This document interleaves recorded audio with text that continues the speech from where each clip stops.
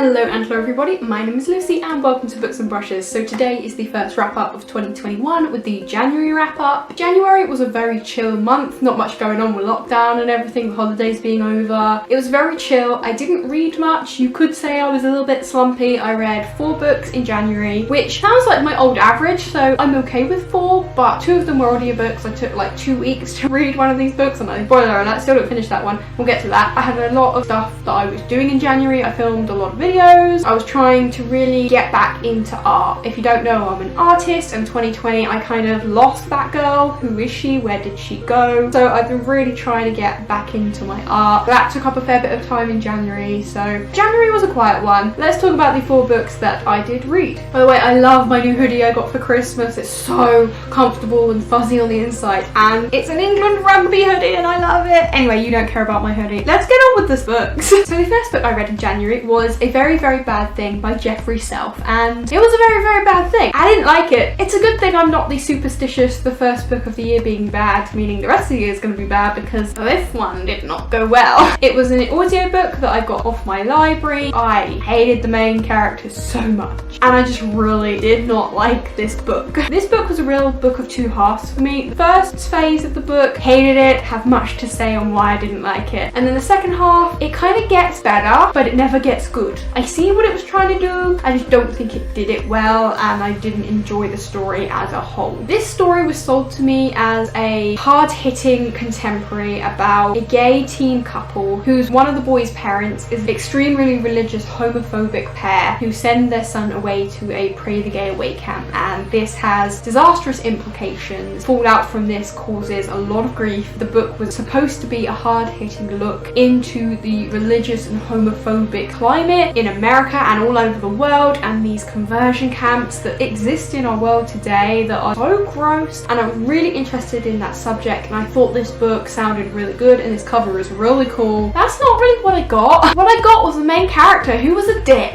I hated the main character so much. It made the beginning of the book pretty much unbearable. I'm going to talk about the 2 phases of this book. So phase 1 is the beginning of the book where we meet our main character. He was the most pompous, self-entitled, whiny little douche nozzle you've ever met in your life. I wanted to punch a bitch, and I'm not averse to unlikable main characters. They can be done well, and I also knew he was gonna go through the book and learn his lesson, and there would be this moral, but oh my god, can he not be such a wanker? Does he have to be this much of a douche nozzle? Does he though? Listening to him was a chore. The audiobook narrator did a really good / a really bad job, depending on which way you look at it. The audiobook narrator had the most grating, irritating voice and tone, but then again, I think that matched the script. The audio narrator did really well at interpreting this character that was written. It just made it even worse because I hated the character, and the voice brought it to life. So yeah, let me tell you why the main character was so insufferable. He's basically a gay teenager who has absolutely no personality other than being snarky and edgy and better than everyone else. He constantly compares high school to a prison or a concentration camp because he knows everything about life, and he looks down on everyone, and everything is such a cliche, and he's not like other boys. He is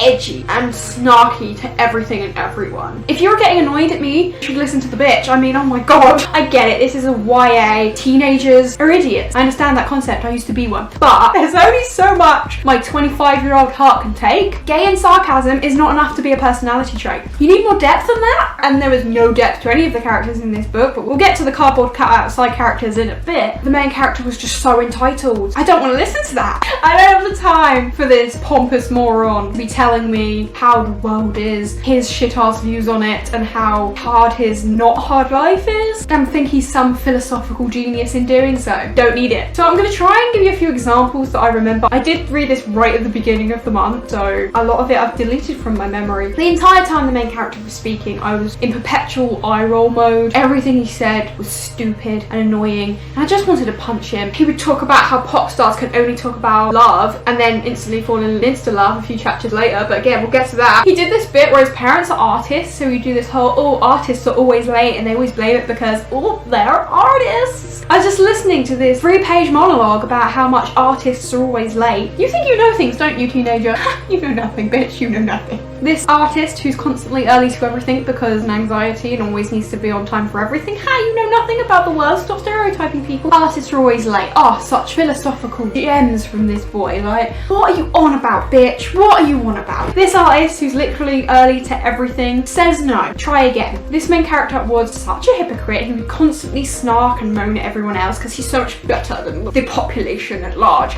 He would go on about all the things he doesn't like in mainstream pop culture. He talked about how he hates the cliches of love and then falls into an insta-love a few pages later. The biggest hypocrite in the world and is the biggest cliche of all. Is that the irony? Was that supposed to be some point the author was trying to make? Was it supposed to be this irritating? I doubt it. So I could go on about how much I hated the main character all day, but let's not do that. Let's talk about him and the romance with the love interest, which was dull. So a main character going on about love tropes and cliches. Oh, I would never be so, ooh, is there a hot boy down the corridor? Way to be a cliche, buddy. Way to be a hypocrite. So immediately after telling everyone how much love is a cliche and all that bullshit, he then immediately falls into an insta-love situation with a cardboard cutout human being called love interest. Do I remember his name? No. Do I care? No. He sees a boy walking down the corridor who is gay and he's like, ooh, he's hot. That's enough. That's all you need. These two characters had so little development in their relationship. It was just so dry. Like, how can this gay couple be so dry? I've never seen a gay couple with less personality than these two. The love interest, I don't really have a problem with. He was less of a dick than the main character, so I kind of almost enjoyed him being in it because it was a relief to not have to hear the main character talk anymore. However, love interest wasn't really interesting. He was bland. He had no personality or development whatsoever. Basically, he could have been a cardboard cutout of any male human and that would do. The main character should have fallen in love with a sex doll because it would have been more interesting than this person. This couple was just so bland. They had so little chemistry and meaningful interaction. Their whole courting phase is basically, oh, you're hot. Oh, I bump into you in the supermarket. Oh, now we're on a date at your garden party. And then suddenly we're America's next greatest love story. And I'm like, that's not enough. Development? Who is she? There was none. The whole foundation of the rest of the book relies on these two being deeply in love. And it wasn't coming through. So the rest of the book felt flimsy because it was set on a bad foundation. So the pacing was jacked. There are a lot of other side characters who really aren't worthy of note in any way because just like the love interest, they are cardboard cutout people. They had no development or personality. None of the characters were people. So we have the main character's parents who are the artists. They were just two kind of non-existent parents that were late. That was the extent of their personalities. The love interest parents who were homophobic religious people who might as well have been stood in the corner twirling their mustaches because that was the extent of their personalities. We have the main character's best friend who, I guess she had more of a personality, irritating as fuck. She was very similar to the main character, thought she was so much better than everyone else, so entitled. Oh, everyone else is just so cliche and I'm the next Audrey Hepburn. I'm going to be a star. I have no talent, but I love fashion and there is nothing else to my character except being a crotchety 17-year-old girl. Do you think you're 47 in a black and white movie? You're as irritating as the main character, go away. And her role was meh in the story. Every other character that filled out this book was nobody. It felt like a cast of mannequins. Like the main character was an irritating drama child playing with a bunch of mannequins. That's how developed these characters were. Part 1 I hated because main character is a dick and awful romance. So phase 2 of the book did get better. It never got good, but it got more tolerable. The main character became less of a dick because he was trying to impress Mr. Bland and therefore became a bit bland himself. And then the tragedy happened. Our main character has to deal with the fallout of this event. This bit is difficult because the thing that happened was tragic. This book was going for shock factor, the big hit. It was nasty. The rest of the book is trying to be this hard-hitting, emotional, internal conflict fallout from the event that happens. I'll talk about some of the good in this book, I guess. I see what it was trying to do. I love a book with internal conflict. If you know me, I love moral intrigue, and this book was trying to do that. Take an important subject matter, an important modern topic, and discuss it from a personal perspective and be introspective and philosophical. And yet this book just didn't pull it off for me. Was it because I hated the main character? Possibly. Was it because there was no depth to the characters and the romance was so poorly developed that it just didn't have any legs to stand carried on? Probably. Was it because the author was trying to do this self-important, I'm writing the next great American novel and every word I say will be quoted? It was so up its own backside. This book thought it was hot shit and it thought it was giving you the answer to this question, and it just didn't write it very well. Tragedy happens and our main character makes some really questionable decisions. There's one big thing that he did that was interesting later on in the story, but I don't know why he did it. It doesn't explain why he did that. I guess shock and grief was the only explanation. I would have liked a little bit of reasoning because it just seems so random and off-piece. Even in shock, who would think to do that? And it sets him on this path through the rest of the story. Also, this book had the beginning, there was this glimpse of the future, and it was kind of like, let me tell you about my great tragic life story. So it was kind of set in the future and then it was telling the past, and the book slowly caught up to the glimpses that you were seeing. So you kind of knew where it was going, you just didn't know how it got there. I don't know why he made that decision, but that's what we got now, so we're rolling with it. Our main character becomes a complete non-person. He completely drops the self-entitled, snarky, bullshit personality he had, which I guess I was grateful for at the time, and becomes a bland nobody person, just like the love interest was. I get a grief like that would really change you as a person. Would it make you drop your entire personality? Probably not. This bit, it was good and bad. I like the topic it was trying to discuss. Very important. I kind of had to stop the book because I was bored by it and then went away separately to think my own thoughts about it. But that was something that already existed in the world. When he played with it, it wasn't interesting to me. I came away with my own thoughts about it, but it wasn't because of what the book did. The book wasn't giving me something to think about. The world or life has already given that subject to us. Well, maybe it was just me. These kind of things are very personal. Maybe that would really resonate with other people. But personally, I just think it was too self-important to be honest and reflective about the subject matter. And like I said, I didn't like the main character and the development was bad in the beginning. So this part of the story should have been so interesting and so sad and tragic. I should have been crying. It was that kind of moment, but I just wasn't because it wasn't developed. It's very easy to throw in a tragic event in a story, but you still have to write it well for it to be emotionally impactful. It was quite sad, but it should have been full on tears, and the pacing probably had something to do with that as well. Some of the topics that the author discussed were interesting. There was one question in particular which I did think was interesting, and that was a question the author actually wrote. So if there was one good thing out of his story, it was that one thought. This main character lied about something, and then it posed the question, what is the right thing to do here? Is it to do the thing that would be best for everyone and would be a good thing for the world, or is it to do the right thing and subsequently make things worse? That was mildly interesting, and it was the only thing about the end that I thought,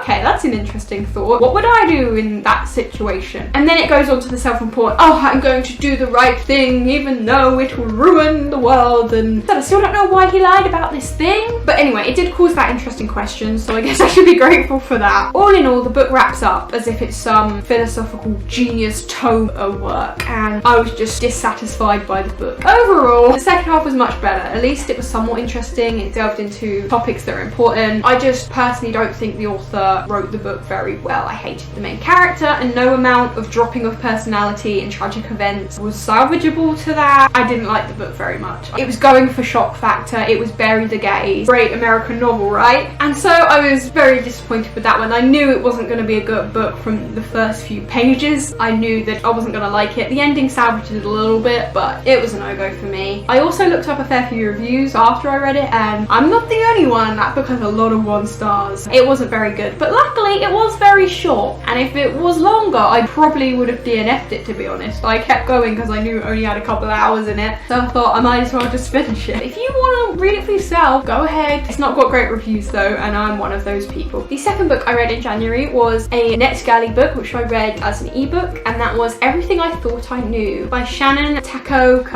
I think that's how you say the last name. This was a NetGalley art. I don't even think the copy I read wasn't formatted, and it said this is not the final copy. So any of the things I am talking about may change. This is about a high school girl who is just about to graduate, and she is a high achiever. She has big ambitions for her life, about college, and she's an extreme academic. A stars, extracurriculars. Her life is about school. Until the day her heart fails and she has to have this big surgery, and she falls behind on graduating because of this surgery, and all her friends are going off to college and she has to take summer school. After going through all of that, her being ill and the life-saving surgery, she's changed quite a lot as a person. person, and she's feeling very lost, very discombobulated to her life plans she had, which aren't gonna fly as she expected to. Of course, no one's really understanding the emotional side of what she's gone through, and she's changed quite a lot. She's no longer caring as much about school or the college. She took up surfing, which was a complete 180 from any of the hobbies she had in the past. She's just feeling more relaxed and reckless, not the studious, over-obsessed achiever that she used to be. And her parents don't quite understand who she's become, her friends. She's just changed so much. And it was a very interesting story about this girl going through this journey of discovery of who she's gonna be. There was a lot of interesting things about this book. I really loved the surfing element. I love to surf. I go to Devon almost every year for the whole of my life. I love surf and surfing culture. So the fact that surfing was such a big element in this book made my heart very, very happy. The way that the surfing was described was perfect. This author likes surfing, I can tell. The culture of surfing was very, very well described. I really enjoyed reading it. I also really enjoyed the moral of the main character and her changing as a person. Not only the event changing her, but why, and her starting to consider, why was all this stuff I was so obsessed with before so important? Maybe there's more to life than academia. Her parents like not really understanding her change of heart, quite literally, and her figuring out, well, who is she gonna be now if she's not that person that defined her so much? Who could she be? And I really enjoyed that because that is very realistic to life as a teenager, that we think we know what we want and who we're gonna be, and that so very rarely happens. Life says, nope, that ain't gonna happen. Rethink. And so I really enjoyed her reflecting and thinking, if that's not who I am, who am I gonna be? Is academia everything? Maybe it isn't. And I really enjoyed that letting go of what you think is the world. I really enjoyed the internal conflict of this book. This book was a very character-driven story. It was all about this main character and her journey and her thoughts, and I very much enjoyed that. It was a little bit wishy-washy at points. If you don't like it when thought process flows off into weird directions, then this book may get a little boring for you. It is very internal, very thought heavy, but I like that, so I was cool with it. There was also a big focus on this story in science. Pseudoscience meets philosophy meets spirituality. Because she's got this new heart, she's starting to sense things that she didn't before, and she starts to wonder, who was the donor? I mean, obviously that's a thought you're going to have. If you were ever an organ donor, you are going to consider whose life died so that I could live, and that's such a powerful thought and concept, which was really interesting to read about. But this book took it quite a bit further. What I mean by pseudoscience is the kind of theories that are unproven and maybe a little bit fantastical, but they're still science-based. And like I said, this book was very academic. Our main character was very intelligent, so it talked a lot about the science of heart transplant versus the spirituality of this person feeling like she could sense who the donor was. Mild spoiler alert, she starts to see memories that are not hers, that used to belong to her donor. It talks about people who have experienced those things, people who knew things about their donor's life that they couldn't possibly know. The fact that science can't back up why, because your heart can't transplant memories. Memories exist in the brain. So how would a heart transplant give the main character memories of the past life of the donor? That was very interesting. I quite liked the science of it. It was very factual fiction, non-belief, very spooky. Science meets spirituality. That's the only way I can describe it. And while I liked that scientific idea and the thought processes that she went through, it also did go a bit too far sometimes. I mean, there was one chapter where she wrote a whole essay about multiple universe theory, and I kind of thought, do we need this? Does the book need a whole ass written essay about this scientific theory, which this isn't relevant right now? Kind of see the relevance. Again, it's one of those theories that's unproven and fantastical, that there is a million universes where every possibility that could have happened did happen. Through the book, she's considering this. What if I never needed the heart? Or what if the person who died never died? And all these different routes her life could have taken if things went slightly differently, which was interesting when she was thinking about it, but I didn't need to read this whole ass science essay she wrote. Unnecessary. It did wander sometimes into realms that I was like, can we come back to the story? I get this is your philosophical thinking, but rein it in just a little bit. It got a bit too wondrous at times, and I just wanted it to rein it in back to the plot. It started off very rooted in science, which was very similar to the main character actually. There was a parallel there. But then it got quite fantastical. So this book, teeny spoiler alert, the visions she's seeing are real. And of course this is unproven by science. Not that I have a problem with that. It's interesting to explore some of the things people have written documented accounts. I'd love to read through some of the people who have had organ transplants, who have gone through this phenomenon. That That's really interesting. But of course this book took it to, okay, well what if that was completely true? I enjoyed all those bits, but sometimes it went a little bit too far. It got a little bit too overwritten and not enough in the plot. The main character got really reckless at times, which I understood she'd shed her old skin, but girl, you've just been given a new life and you're racing down a motorway to your death. Have a little bit of gratefulness, yeah? I didn't really understand that bit because she knew how precious her life was. I thought that would have been one of the things that changed her. She would have realized how precious living is. Why would she go to throw that away? That was really weird. And it didn't really explain mentally why that decision was made. All the thought processing this book had, and yet that was not a bit we explained. Then we get to the ending of the book, which I wasn't a fan of. I liked the story, but the ending was a bit weird. It went a bit too far. There was a twist, which I definitely didn't see coming. It was very interesting, and I would have liked the twist more because it was definitely different and I could see it. I kind of liked the idea of the twist, but it was written in a way that went, oh, is this what's happening? And then someone goes, oh no, I have the evidence to say it's not. And they went, okay, well that's not what's happening. And then the ending happened and that was what was happening. So why did that other character disprove it? It got to the end of the book and I was like, wait, but that can't have happened because that other character disproved it a little while ago. So how did it happen? There was a bit of a disconnect there. Why did you put a roadblock in the way of the twist? She came up with this, oh, is this what's happening moment? Then they went, nah, that's not what's happening. And then it did happen. But it never explained that bump in the road. The twist would have been so much more impactful if she'd have discovered the truth and that be the truth and there not be anything in to disprove it. That was a bit odd. And so the ending was a bit odd and it all felt a bit up in the air. You know when you're reading and you're like, but can you just tell me what's actually happened so I understand? So overall, the book was interesting. I liked a lot of the aspects, the hobby of surfing, which was really fun and well written. A lot of internal conflict, which was fun to see. Science of the transplant and a lot of the thought process was behind that, and the academia. And I liked a lot of the things about the book, but also there were a few things I think it could have reined in. It could have smoothed out the ending, made the ending a bit more impactful, rounded the book off better. But overall, it was a fun read. I enjoyed it. It wasn't spectacular, but it was a good time.